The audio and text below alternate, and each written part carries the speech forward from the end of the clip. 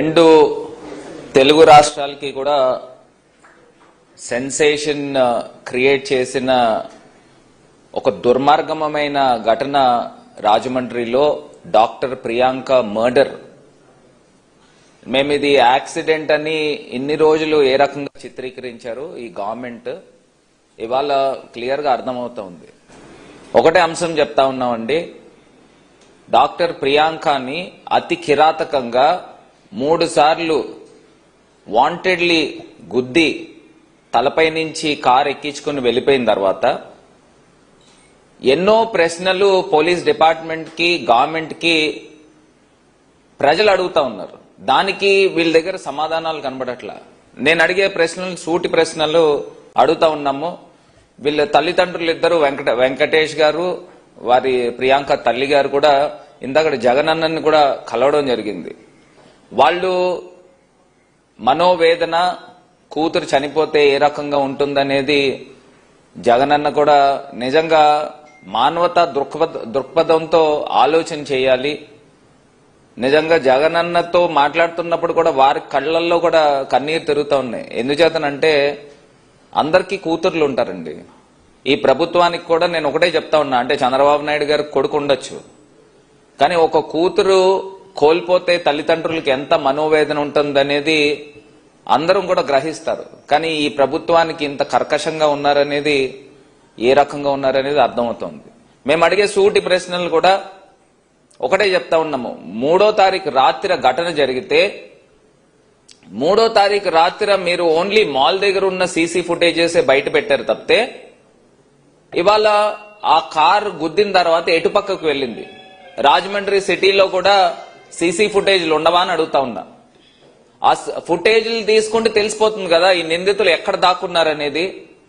రెండో అంశము, ఈ గవర్నమెంట్ ని సూటిగా ప్రశ్నిస్తా ఉన్నాం. కాల్ డేటా రికార్డ్ అనేది మీరు బయట పెట్టండి. మీరు ఎంక్వైరీ ఎన్ని రోజులు చేస్తారు? ఎంక్వైరీ వాళ్ళు ఫోన్స్ ఈ పాటికి మీరు సీజ్ చేసి ఉంటారు కదా, ఎవరెవరికి రాత్రులు ఫోన్ చేశారనేది మీకు ఈ పాటికి తెలిసిపోయి ఉంటుంది. ఎవరు ఆ నిందితులను కాపాడారు? ఆ కాల్ డేటా రికార్డ్ బయట పెట్టండి.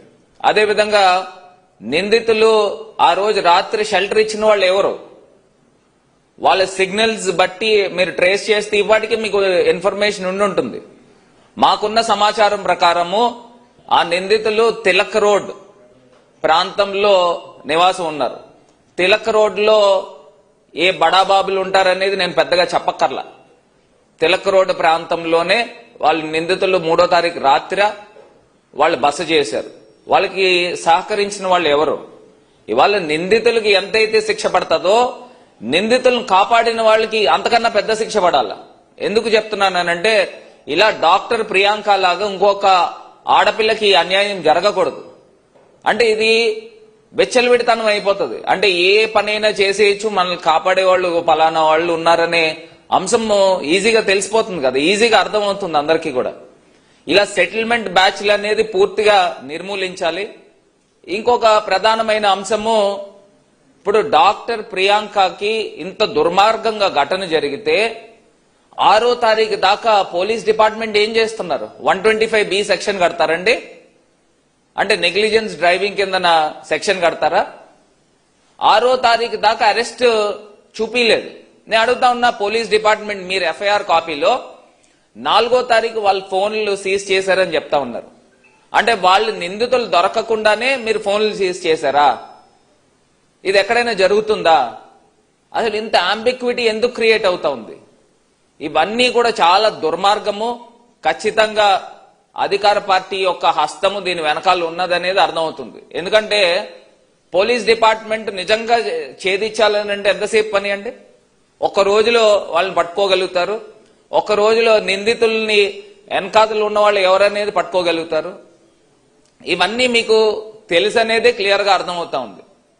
ఇందులో ఎన్ని సూట్ కేసులు మారినాయి అనేది కూడా తేలాల్సిన అవసరం ఉంది. ఒకవేళ కొత్తగా ఆఫీసర్ని గవర్నమెంట్ అపాయింట్ చేశారు, ఆయన పేరు పాటిల్ దేవరాజు గారని ఒక ఆఫీసర్ని అపాయింట్ చేశారు, బాగుంది. ఆయనకి సహకరించే వాళ్ళు ఎవరండి? ఇదే సేమ్ సిఐ బాజీలాల్ ఎవరైతే అనుమానాలు అన్ని వేళ్లు అతని వైపు చూపిస్తా ఉందో ఆ బాజీలాల్ అసిస్ట్ చేస్తారనంట. ఇది ఎక్కడైనా జరుగుతుందండి? ముందర ఫస్ట్ అలిగేషన్స్ వచ్చింది ఆ సిఐ పైన. ఆ సిఐని ఇమీడియట్ గా సస్పెండ్ చేయండి. ఎందుకు చేయరండి? సిఐని ఇమీడియట్ గా సస్పెండ్ చేయండి. ఇది కాక ఇంకొక దుర్మార్గమైన విషయం ఏంటంటే, డిఎస్పీ ఆ రోజు రాత్రి 9:30కి ఘటన జరిగితే 10 గంటల ప్రాంతం లోపలనే నాకు తెలిసి సెకండ్ షోకి సినిమాకి వెళ్ళాడంట, అదే సేమ్ మాల్ కి.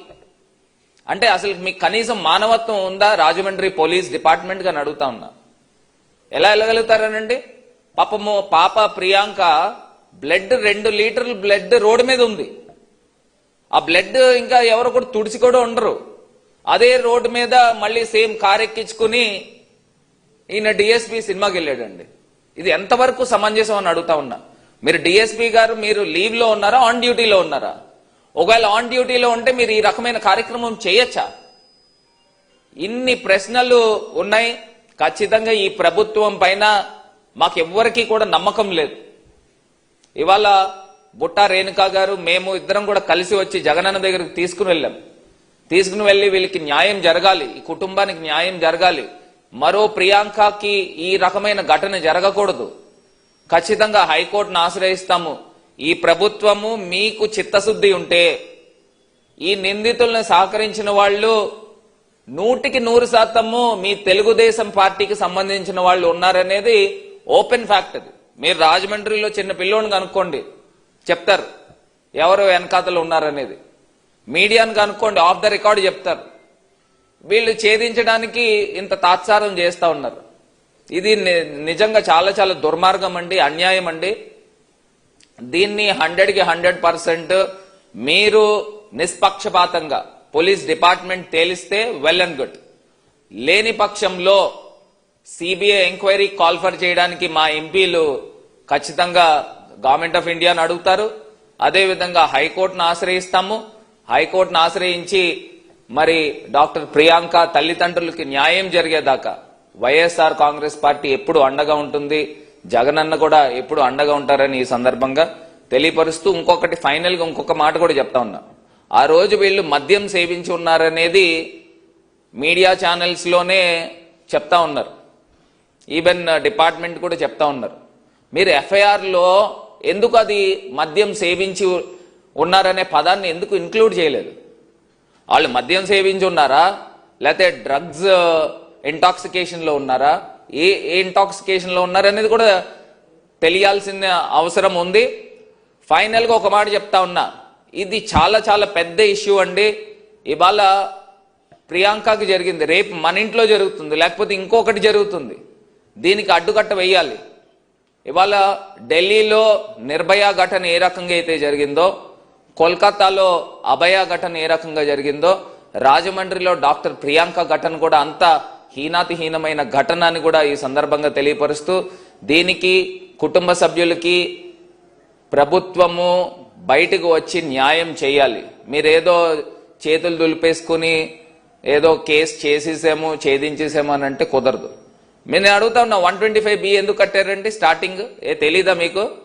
సీసీ ఫుటేజ్ విజువల్స్ కనబడట్లేదా? అసలు అటెంప్ట్ మర్డర్ కట్టాలి. ఎందుకు కట్టలేదండి? 3 సార్లు వాంటెడ్లీ గుద్ది ఎక్కిస్తే అది నెగ్లిజెంట్ డ్రైవింగ్ ఎలా అవుతుంది? హిట్ అండ్ రన్ ఎలా అవుతుంది? ఇవన్నీ కూడా పూర్తి స్థాయిగా తెలియాల్సిన అవసరం ఉంది.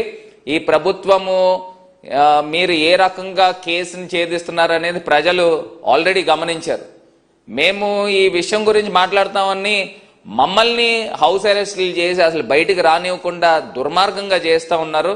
ఖచ్చితంగా జగనన్న, బుట్టా రేణుకా గారు, వైఎస్ఆర్ కాంగ్రెస్ పార్టీ మేమందరం కూడా వెంకటేష్ గారికి అదేవిధంగా వారి సతీమణికి వాళ్ళ కుటుంబ సభ్యులకు అండగా ఉంటామని ఈ సందర్భంగా తెలియపరుస్తాం.